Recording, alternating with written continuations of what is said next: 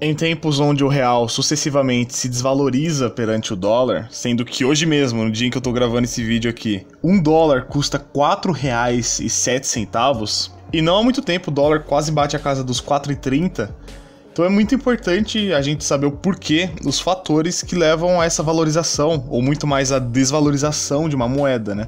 Pois hoje o dólar, como sabemos, é a referência monetária mundial. Então muitas das coisas que impactam diretamente o nosso cotidiano e a economia brasileira é produto direto da cotação do dólar, como as importações e as exportações, os gastos de brasileiros no exterior, a reserva monetária em dólar, a inflação e a taxa de juros, e muitos outros aspectos macroeconômicos derivam justamente do câmbio.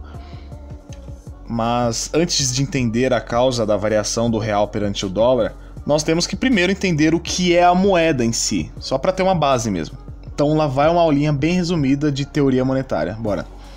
Basicamente, quando falamos de real, dólar ou euro, que são as moedas mais conhecidas por nós aqui no Brasil, nós estamos falando de um produto. Sim, a moeda é essencialmente um produto, mas é um produto qual você se utiliza dele como meio de troca. Então essa é a definição básica de moeda, meio de troca. Agora, exemplificando, quando você quer adquirir determinada mercadoria, ou então pagar por um serviço, ou simplesmente transferir um valor a alguém, você usa de um bem que é a moeda. E a moeda, para ela servir de meio de troca, a pessoa a qual você irá trocar, obviamente, ela entende que a sua nota de real ela tem algum valor para ela. E nesse caso, para algo servir de moeda, como é o caso do real, os entes envolvidos na troca reconhecem tal moeda como tendo valor, certo? Então, assim se torna viável a troca de, sei lá, uma televisão, ou uma cadeira, ou uma moto por reais, ou por euro, ou por dólar, ou seja lá a moeda a qual nós estamos nos referindo. Mas, falando aqui em reconhecimento, por que há o reconhecimento do real entre os brasileiros como tendo valor? Nós temos que se dar esse tal reconhecimento porque o real é no Brasil o que nós chamamos de moeda de curso forçado. Ou seja, como o próprio nome já sugere, né? O uso do real no Brasil é aceito na economia, pois por força de lei, por decreto governamental, o real deve ser utilizado no Brasil. Então, pela regulação e pelo monopólio do Estado como o único emissor de moeda no Brasil, o real tem valor por aqui porque o Estado quer. Simplesmente por isso. E não porque o real tem um valor por si próprio. Não, o valor dele vem daquele que o emite. Então, nesse caso, nós chamamos o real de moeda fiduciária, pois a confiança dos usuários do real está depositada no emissor da moeda, que no caso é o Estado brasileiro. Então, dessa forma, sendo a moeda um monopólio do governo, a qualidade da moeda será diretamente proporcional à qualidade do governo que a gerencia. E isso se aplica ao real no Brasil, ao dólar nos Estados Unidos e ao euro na Europa. Então, se um governo ele tem uma política fiscal ruim, se ele não gera confiança nos investidores e nos consumidores, se ele trava os investimentos, se a sua política de crédito é vista com maus olhos e se ele é visto como relutante em controlar ou sanar seu déficit e parar o crescimento da dívida, então, como resultado, claramente a sua moeda também será fraca. Será uma moeda pouco demandada mundialmente e, por consequência disso, o poder de compra daqueles que utilizam a tal moeda também será muito afetada negativamente. Então, se a gente pegar esses pontos que eu acabei de citar aqui e aplicar à realidade brasileira, você vai ver que não é por acaso que o Brasil há muito tempo tem problemas monetários e cambiais se comparado aos Estados Unidos e o dólar. Porque isso é consequência direta de mais de um século de medidas econômicas e administrativas problemáticas. E como a economia dos Estados Unidos, também há mais de um século, é caracterizada pelo oposto, é caracterizada por sua robustez, pela austeridade e por ser a maior potência do mundo, então a sua moeda é referência internacional e nada indica que ela deixe de ser pelas próximas décadas. Porque a demanda, então guardem bem essa palavra, a demanda pelo dólar é enorme. E isso é o que faz do dólar uma moeda hegemônica no mundo. Pois bem, mas dizer só isso é um pouco, na verdade é muito superficial para a complexidade do tema, né? E isso não explica com detalhes a desvalorização da moeda brasileira perante a consistente moeda norte-americana. Então, indo aqui para as razões mais específicas da oscilação de valor do real contra o dólar, o fator mais óbvio até é que o real valoriza ou cai diante do dólar porque o Brasil adota o sistema de câmbio flutuante para sua moeda. Então, como no Brasil a taxa de câmbio respeita as variações do mercado, de acordo com a entrada ou a saída de fluxos de moedas internacionais na economia, o real tende a cair ou a subir, ele desvaloriza ou valoriza se comparado ao dólar, justamente porque nós não temos um câmbio fixo, ele varia de acordo com as alterações do mercado.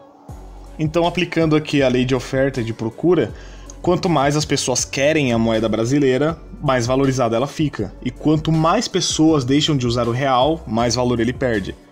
E isso é explicitado muito bem no seguinte tópico, que é a taxa de juros americana e a taxa de juros brasileira. E como nós sabemos, a economia dos Estados Unidos exprime muito mais confiança nos mercados internacionais que a brasileira. Então, quando há uma alta nos juros americanos, a tendência é que uma quantidade maior de capital se acumule nos Estados Unidos, através dos títulos de dívida americanos. Logo, nesse caso, nós temos uma valorização do dólar, porque mais capital se acumulou por lá. E com uma valorização do dólar, consequentemente, nós temos a depreciação do real. Mas quando o contrário acontece, quando os juros americanos diminuem, é muito mais lucrativo para investidores investir em países emergentes com altas taxas de juros em busca de maior rentabilidade.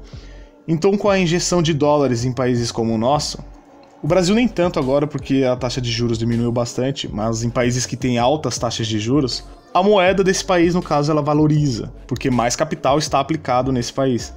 Então, eu acho que deu para pegar bem aqui o ponto envolvendo as taxas de juros, né? Agora, outro fator que influencia bastante a questão da alta e da queda do dólar são as reservas cambiais. Mas aqui, nesse ponto específico, até que o Brasil se sustenta bem pela grande quantidade de reservas em dólar que o Brasil possui. Mas no que isso implica, afinal? Implica que, como o Brasil, em momentos onde o dólar estava com um custo muito mais baixo do que ele está hoje, ele comprou esses dólares por um valor muito mais baixo do que está hoje e formou uma reserva de mais de 300 bilhões de dólares. E agora o Brasil tem um seguro maior contra crises, o que eleva a confiança do país.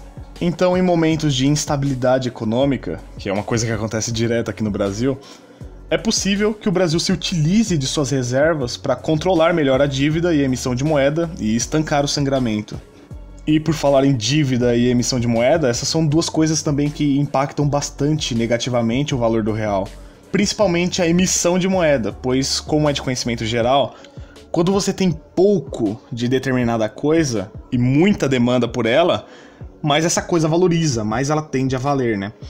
E quanto mais abundante essa coisa é, talvez ela não tenha tanta importância assim como ela teria, caso ela fosse escassa.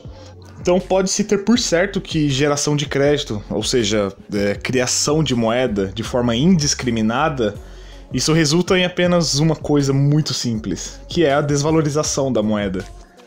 E um ponto muito atrelado a isso que eu acabei de dizer são justamente as crises financeiras. E não importa se são crises exclusivas do Brasil ou crises do exterior, crises, como é de se esperar, elas destroçam moedas de países emergentes, como o real no Brasil. Mas por quê? Basicamente por um motivo muito simples. Porque em um momento de péssimas perspectivas econômicas, que tipo de investidor maluco vai investir num país que só gera desconfiança? Obviamente, o que eles vão fazer é tirar seu dinheiro do Brasil, converter em dólar e fazer aplicações lá fora, em um país muito menos suscetível a quebradeiras como é o Brasil. Então, mesmo nesse cenário atual, onde há uma guerra comercial entre a China e os Estados Unidos, ou nas indecisões eleitorais onde um candidato de esquerda tem muita chance de ganhar, ou até mesmo em declarações controversas do presidente sobre, sei lá, criação de um novo imposto, por exemplo, é muito mais favorável na cabeça de investidores tirar o seu dinheiro de um país periférico como o Brasil e apostar num lugar muito mais seguro e um lugar de bom histórico econômico.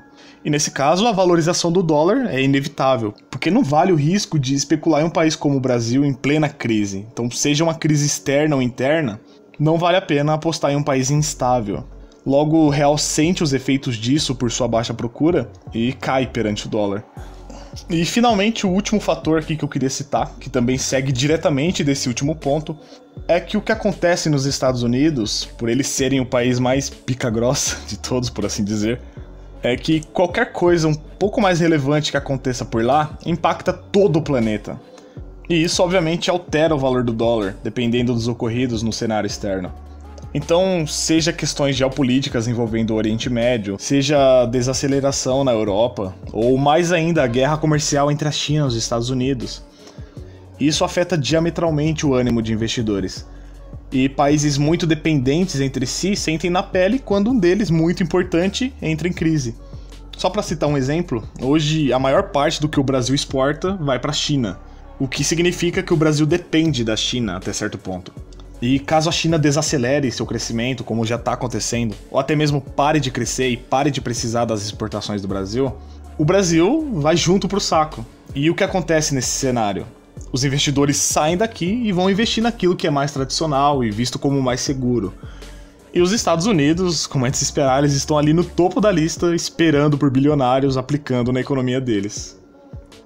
Ou seja, tudo envolve um sistema econômico livre, com bom histórico e estabilidade, porque acima do crescimento econômico, é muito mais relevante que você mantenha esse crescimento num nível aceitável, né? O que gera confiança. As pessoas vão acreditar que não vai cair de repente, que não vai dar um problema gigantesco na economia do país. Então, se ele mantém um nível de crescimento, isso traz confiança, e confiança é imprescindível.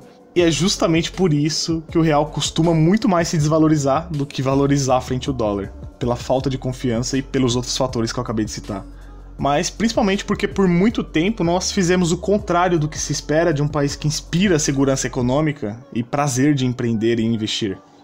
E agora parece que estamos indo para um caminho melhor, nós estamos melhorando um pouquinho nesse primeiro ano de governo Bolsonaro, muito em decorrência das reformas estruturantes que já saíram e estão por sair ainda, muita coisa vai acontecer. Mas, de um modo geral, passa por isso que eu acabei de dizer. Então, pra gente sair do ponto que nós estamos até atingir um certo patamar de tranquilidade, isso ainda leva muitos e muitos anos, ou até décadas. No mais, eu vou ficando por aqui. Um grande abraço, fica com Deus e até o próximo vídeo. Eu fui.